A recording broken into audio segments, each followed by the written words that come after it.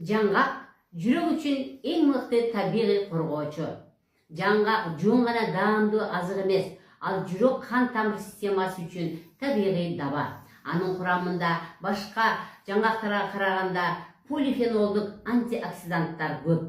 Бұл зияндуу холестериндин кышкылданышын алдын алууга жардам берет. Демек, күн сайын нормада жаңғақ жеп туруу қан тамырыбыздагы холестерин тактарынын азайышына жардам берет.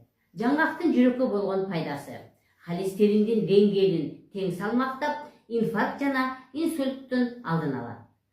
Кан басымды турукташтырып, жүрөк ооруларынын тобокелдигин азайтат. Организмде альфа-линолен кислотасы менен жана камсыз кылып, кандын өтө коюланышын токтотот. Жүрөктүн ритмин сактап, органдардын насостук функциясын жакшыртат. Кан тамырдын ийкемдүүлүгүн сактап, алардын эрте картайышына жол бербейт.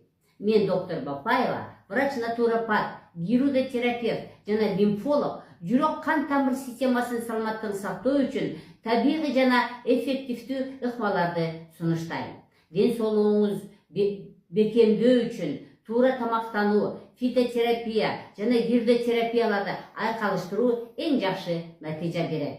Жүрөгүңүзгө кам көрүңүз, ал сиз менен өмүр бою бирге.